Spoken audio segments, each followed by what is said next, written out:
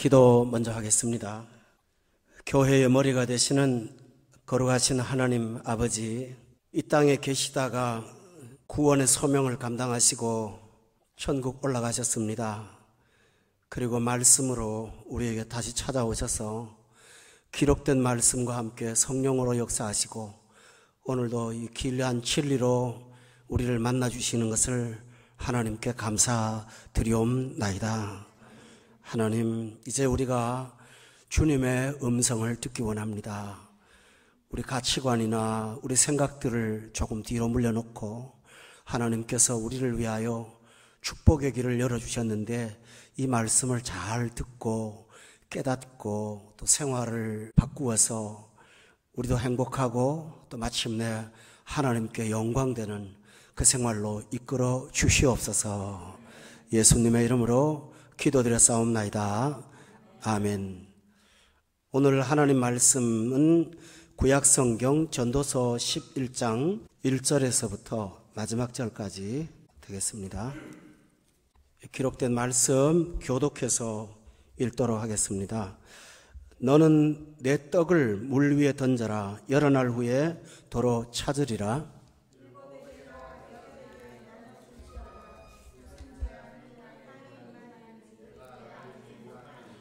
구름에 비가 가득하면 땅에 쏟아지며 나무가 나무로나 북으로나 쓰러지면 그 쓰러진 곳에 그냥 있으리라.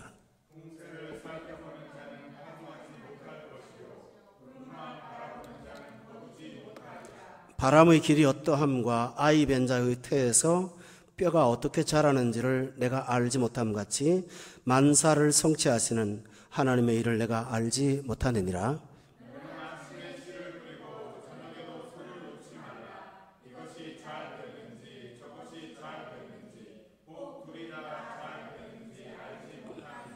빛은 실로 아름다운 것이라 눈으로 해를 보는 것이 즐거운 일이로다.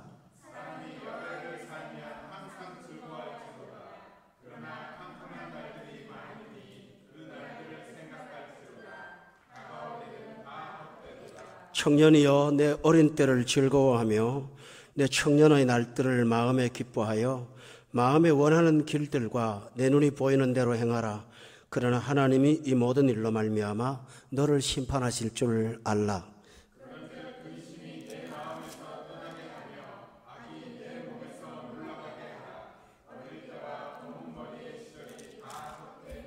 아멘.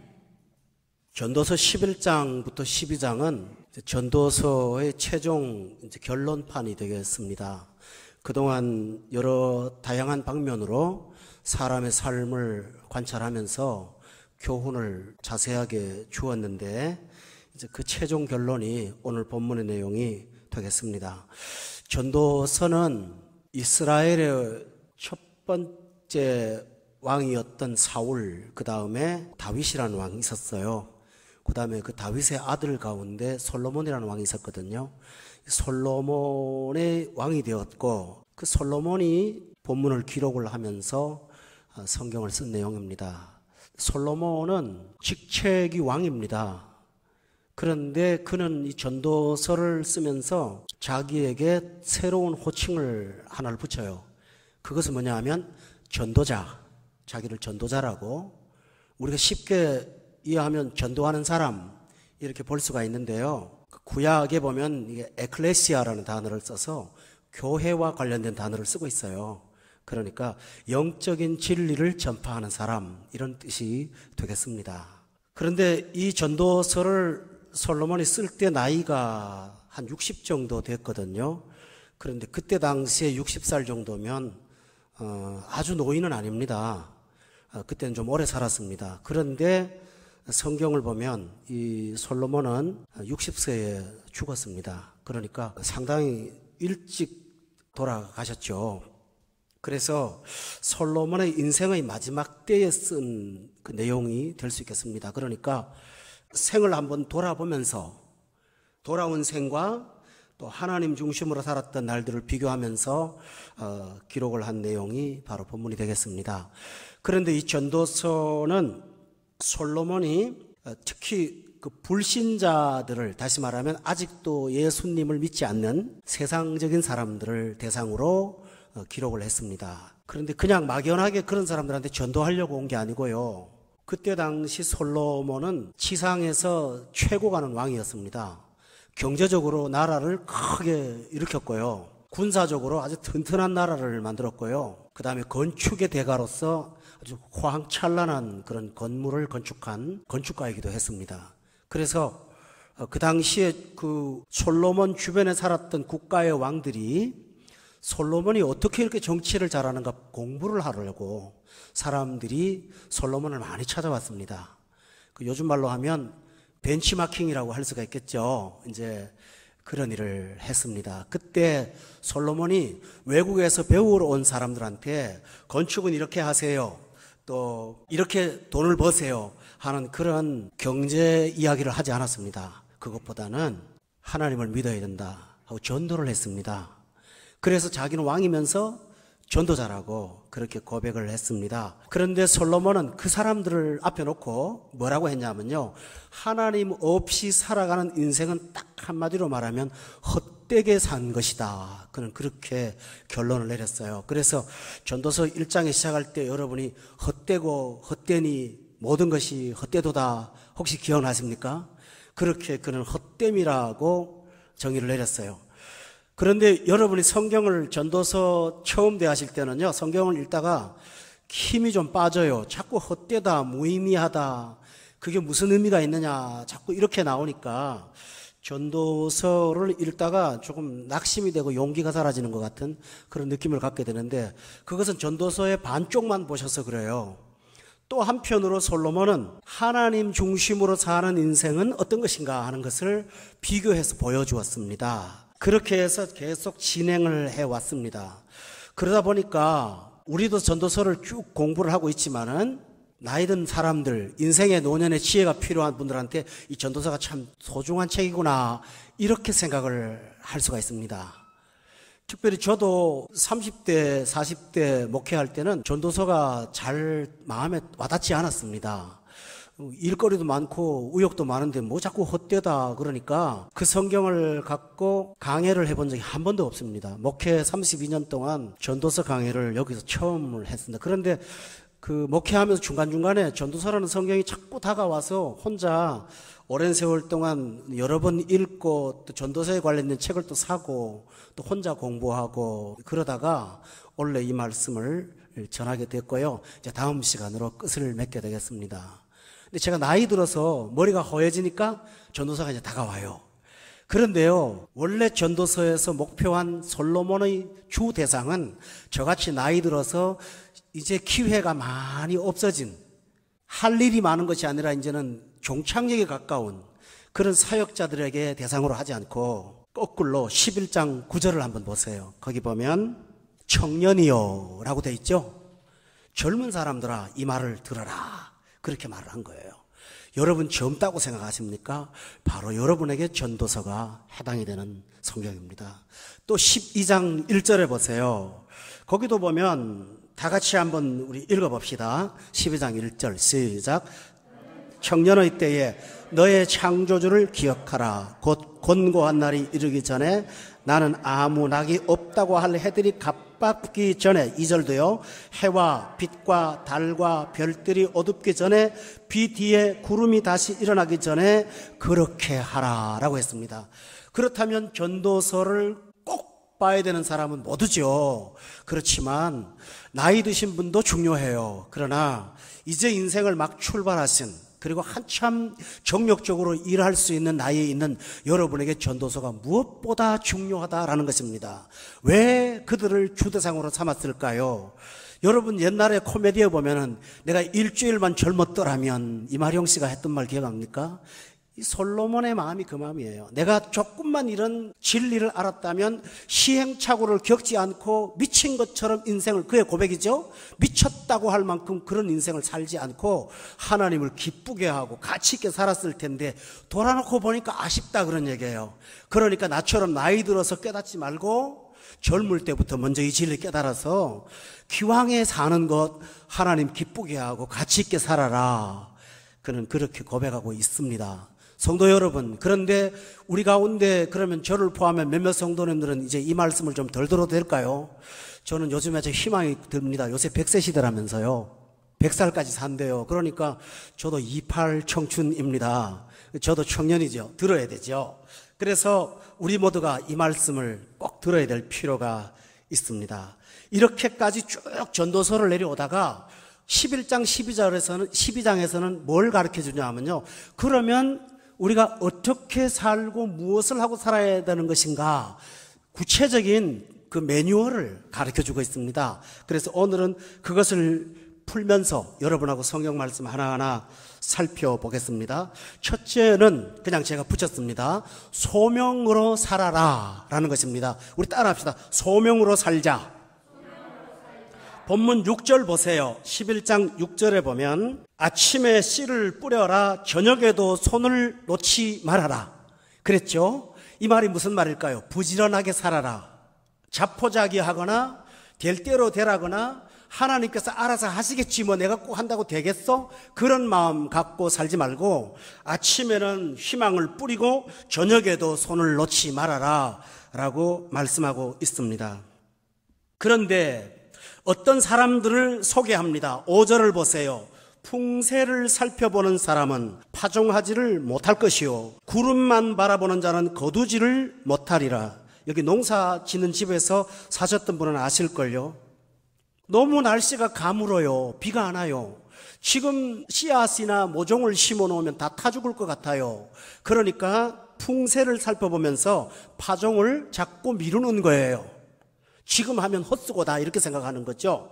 그 다음에 여러분이 농사 짓는 분들은 아실걸요.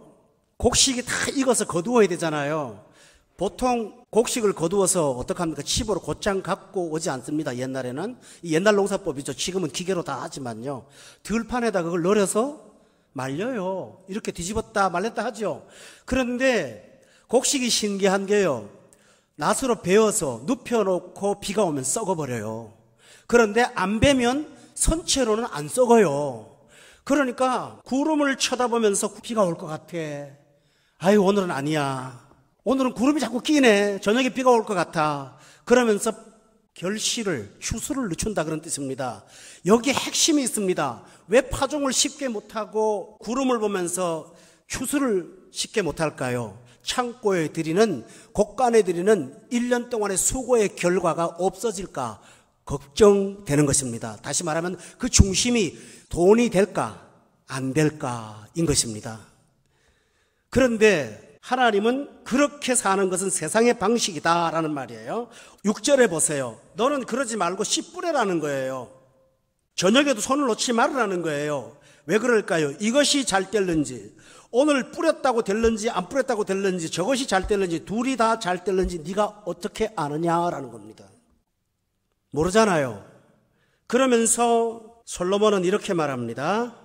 5절 말씀에 보면 참 중요한 말이 있습니다. 너는 할 때 일을 하라는 거예요. 바람의 길이 어떠함과 아이 벤 자의 태에서 뼈가 어떻게 자라는지를 너도 알지 못하지 않느냐. 그러나 한 가지를 아는 게 있습니다. 만사를, 그 다음에 뭐라 그러나요?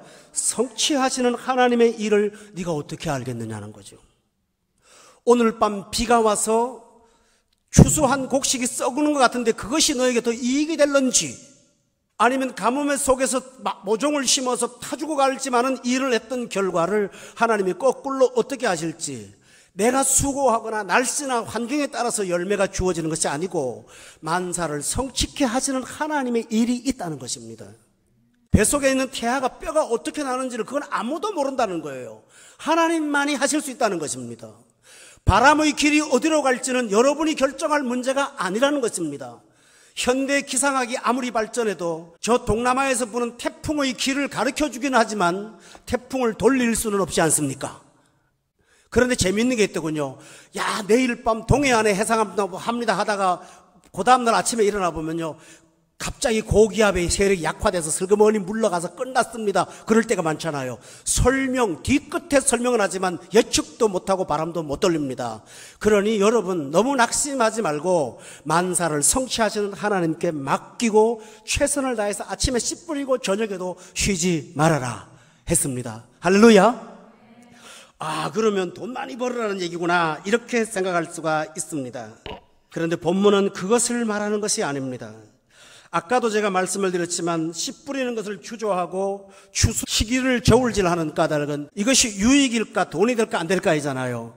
그런데 하나님이 부지런하게 일하라고 하는 것은 11장 1절에 있는 사업을 가리키는 것입니다. 다 같이 한번 읽어봅시다. 1절 시작.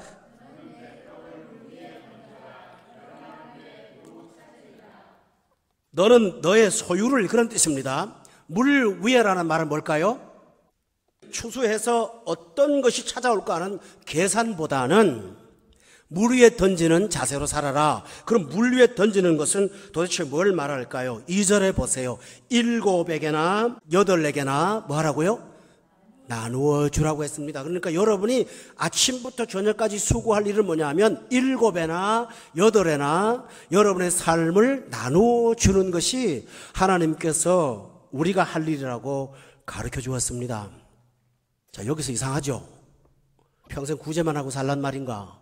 이게 도대체 삶의 결산과 무슨 연관이 있는가? 첫째, 보십시오. 2절 끝에 보면 나눠줄지어다. 왜 그런가? 무슨 재앙이 땅에 임하는지 너는 모른다는 거예요.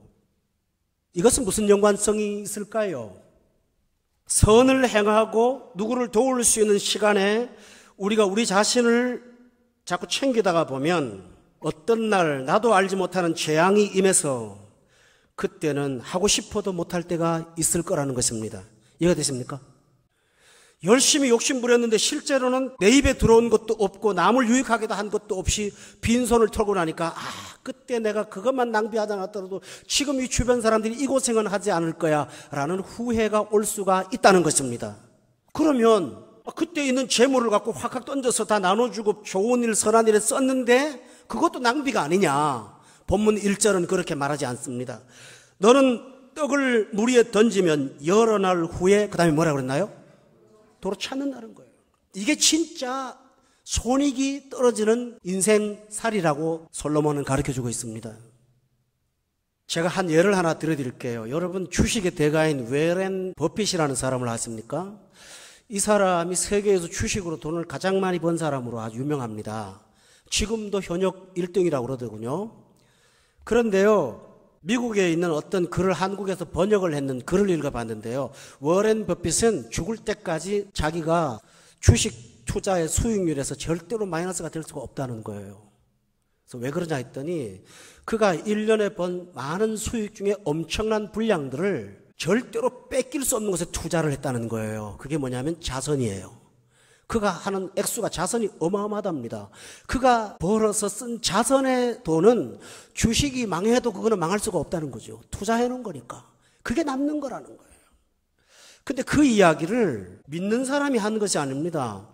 윌가에 있는 전문가, 주식 전문가가 했어요. 우리 세대에서 주식 투자로 가장 안전하게 한 사람은 워렌 버핏이다. 이렇게 소개했습니다. 근데 이 워렌 버핏이 적어도 신앙을 좀 갖고 있는 사람인 걸로 제가 알고 있습니다. 여러분, 그러면서 그는 자기만 잘하는 것이 아니라 미국에 부자세를 도입해서 부자들이 세금을 너무 안 낸다고, 좀 더 내라고, 그리고 왜 대통령이 부자세를 신설하지 않느냐고 이렇게 말할 만큼 그는 떵떵거리고 산 사람이었습니다. 지금도 그러고 살고 있죠. 여러분, 바로 이것입니다. 내 떡을 물 위에 던졌습니다. 그러나 여러 날 후에 도로 찼습니다.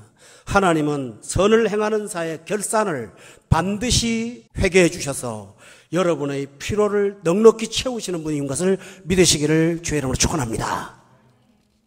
그리고 그 영향력이 7이나 8에서 나누어 주라는 말이 뭘까요? 여러분, 7이라는 말은 완전수입니다. 네가 할 수 있는 한 최대한 다 하고 조금 더 하고, 그게 7이나 8이에요. 소위 말하면 주식에서 말하는 분산 투자의 효과입니다. 여러분, 어떤 사람한테 자선했더니 그 사람은 결과대로 좋은 결과를 못 맺었습니다. 그렇지만 어떤 사람한테는 좋은 결과를 맺었다면 여러분은 아주 수지 맞는 장사를 했다고 성경은 손익계산을 그렇게 하고 있습니다. 여러분, 오늘 설교 듣긴 좋은데 참 어렵죠. 두 번째, 인생의 남은 인생들을 어떻게 살까? 따라합시다. 기쁘게 살자. 이것이 솔로몬의 고백입니다. 8절부터 9절을 찾아보세요. 사람이 여러 해를 살면 항상 우리가 할 일이 뭘까요? 즐거워하래요. 즐거워하래요. 그런데 뭘 갖고 도대체 즐겁게 삽니까? 즐거울 게 있어야지요 하고 말할 수 있습니다. 7절에 보면 즐거울 수 있는 것이 하나 있습니다. 빛은 실로 뭡니까? 아름다운 겁니다. 눈으로 해를 보는 것이 참 즐거운 일이다 라고 했습니다.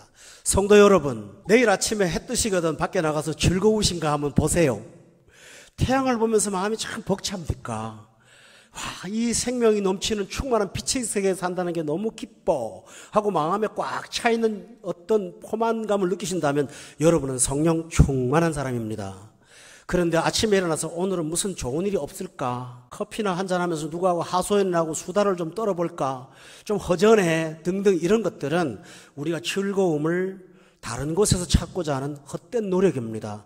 여러분, 오늘 전도서의 기자는 평범한 일상이 바로 여러분에게 즐거움이라고 자꾸 가르쳐주고 있어요. 여러분이 영적으로 낮아졌습니까? 자꾸 회복하세요. 그래서 일어나서 하루를 기쁘게 사는 것을 늘 즐겁게 살아가시기를 예수 이름으로 축원합니다. 즐거워하는 것입니다. 우리 따라합시다. 해를 보며 즐거워하자. 잘못하면 우리 두바이 사랑의 성도들 저 정신 나간 사람들 같으면 자꾸 호호 웃을까?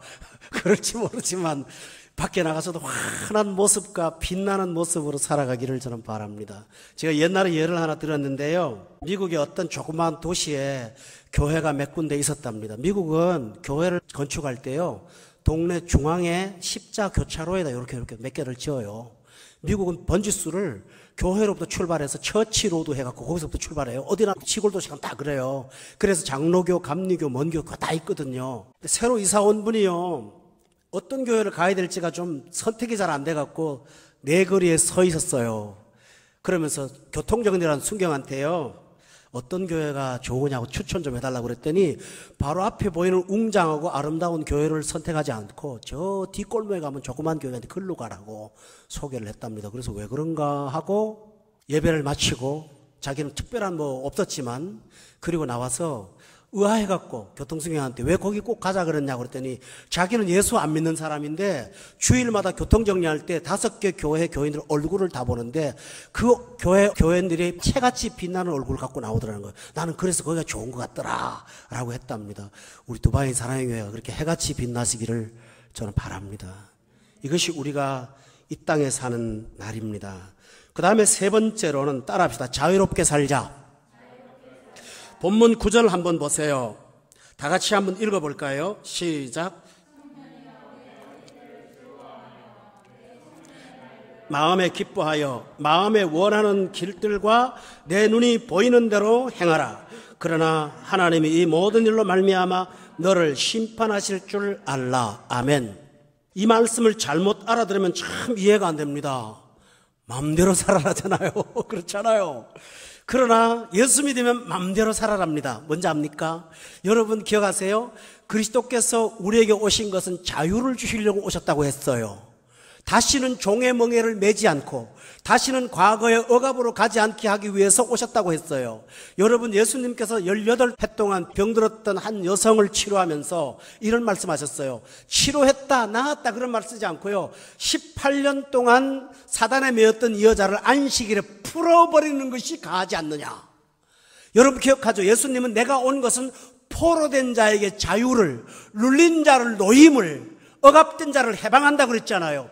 여러분, 예수 믿는 것은 옥죄 있는 것이 아니라 자유로 풀어주는 거예요. 이것도 먹지 말라 저것도 먹지 말라 했던 것에 감사함으로 먹으면 버릴 것이 없다. 뱀이라도 먹으라는 것이죠. 자유입니다. 여러분, 예수 믿기 전에는 손이 타는 날은 못 가고 저기도 못 가고 물어봐야 가고 부적 갖다 붙이고 등등 제약이 많았습니다. 그러나 예수 믿고 나면 어디든지 가도 아무런 상관이 없습니다. 할렐루야. 제가 알고 있는 어떤 목사님은요, 시골에 교회를 개척하려고 돌아다니다가 너무너무 싸게 난 땅이 있다고 그래서 찾아갔대요. 갔더니 절이더랍니다. 근데 다 가보는 순간요, 기도원으로 자리가 너무너무 좋더래요. 그래서 그걸 샀는데 설상가상으로 들리는 소문은 처녀 귀신이 있다는 둥, 뭐 자살한 사람이 있다는 둥, 아주 흉흉한 소리만 들려서 아무도 안 산 땅이에요. 이분은 거기 가서 절에 있는 표시들을 다 떼버리고 건물을 새로 싹 만들어가지고 개척을 해서 목회하는데 지금은 한 아주 산골인데도 불구하고 100여 명 이상 모여서 신앙생활 잘한다고, 그리고 교인들이 아주 행복해 한다고 하는 말을 들었습니다. 여러분, 예수 믿는 사람한테는 자유가 있습니다. 과거에 거기가 뭐를 썼든지 무슨 상관이 있습니까? 주께서 거기 오시면 다 추방되는데요. 아멘. 그러니까 여기서 말하는 거는 성령이 우리에게 담력을 주시고 기쁨을 주니 이제 자유롭게 살아라 라는 것입니다.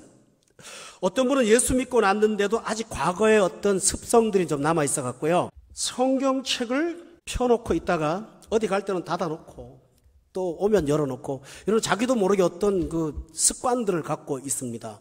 그러실 필요가 없습니다. 여러분이 자유롭게 살 수가 있습니다. 그러므로 여러분은 예수님이 주신 자유를 누리며 살기를 예수 이름으로 축원합니다. 그러나 이 한 가지를 기억하십시오. 자유 속에 제한이 있습니다. 9절에 보세요. 그러나 하나님이 이 모든 일을 결산해서 너를 뭐 한다고요? 그러니 하나님을 심판한다는 걸 기억하고 경거망동하게 하지 말면서 자유롭게 살아라고 주께서 우리에게 이렇게 말씀하셨어요. 또 하나 우리 따라합시다. 하나님을 신뢰하자. 뻔한 얘기 같지만 대단히 중요합니다. 본문 2절을 보세요. 이 세상을 의지하고 살 수 없는 게 무슨 재앙이 땅에 임할는지를 모르잖아요. 우리가 살다가 어떤 일이 올지를 몰라요. 그러니까 환경에 의지하고 살다 보면 어떤 때는 낙심할 때가 있다는 거예요. 또 하나 있어요. 8절에 보면요, 사람이 여러 해를 살면서 항상 즐거워할지로다. 그런데 캄캄한 날이 많다는 거예요. 그날을 생각하라는 거죠. 이 세상 살다 보면 재앙이 임할 때도 있고 캄캄할 때도 있고 그렇다는 거죠. 그러나 아까도 말씀드렸지만 그 결과를 보지 마세요. 언제나 하나님 신뢰하세요. 본문 5절에 보면 뭘 신뢰합니까? 그렇게 되든 어찌 되든 만사를 성취하게 하시는 하나님이 일하신다는 사실을 믿으세요. 여기 힘이 있는 거예요. 여러분 여기 본문 3절에 보세요. 구름에 비가 가득하면 땅에 쏟아지고 나무가 나무로나 부구로나 쓰러지면 그 쓰러진 곳에 그냥 있는 것처럼 다 이 세상에서 끌려다니는 것 같지만 실제로는 그 너머에 만사를 성취하시는 주권자 하나님이 계신다고 말씀하셨어요. 그래서 여러분이 아무리 어려워도 환경 보거나 낙담하지 말고 하나님께서 이루신다는 사실, 그 하나를 꼭 붙잡고 걸어가라고 솔로몬은 권면하고 있습니다. 자, 사랑하는 교우 여러분, 오늘 우리는 이 말씀을 다 들었습니다. 이제 우리가 할 일이 오늘 무엇일까 한 번만 더 반복하고 오늘 본문 마치고자 합니다. 여러분, 오늘 본문에서 가장 많이 반복되는 것이 뭘까요? 7절과 8절에 보세요. 거기 보면 기뻐라, 그 다음에 뭐라고 그랬나요? 즐거워해라. 항상 뭐 하라고요? 즐거워하라. 9절도 보세요. 즐거워해라. 마음에 뭐 하라고요? 기뻐하며 살아라 하고 하나님께서 우리에게 말씀하셨어요. 우리에게 희락의 영을 부어주시는 하나님께서 여러분이 이 진정한 기쁨을 늘 갖고 살아가시기를 예수 이름으로 축원합니다. 저는 마지막 얘기를 하겠어요. 시편에 보면 우리가 기뻐하는 중에 나도 모르게 내 배가 소원의 항구에 딱 가서 닿을 거라고 그렇게 말했습니다. 내일 일은 내일 맡기고 오늘 하루를 기쁨으로 살다 보면 하나님께서 우리가 생각지 못한 더 놀라운 자리에 우리를 이끌어 놓으실 줄로 믿습니다. 기도하겠습니다. 걸어가신 아버지 하나님, 환경적으로 어렵고 이해할 수 없는 일들도 많이 일어나지만은 그 배후에 이 세상을 주관하시는 주권자 하나님, 만사를 성취하시는 하나님이 계신다는 사실, 그거 하나만 붙잡고 살아가게 하여 주시옵소서. 하나님 아버지, 해를 보는 즐거움으로 살게 해주셔서 가진 것이 부족할 때도 기뻐하게 하시고 몸에 질병이 와도 감사하게 하시고 어떤 어려움을 당해도 오늘 살아있다는 자체 때문에 감사하고 하나님 찬양하고 이웃에게 이 기쁨을 나누어주며 7배나 8배나 나누어주며 사는 우리 모두가 되게 하여 주시옵소서. 예수님의 이름으로 기도드렸사옵나이다. 아멘.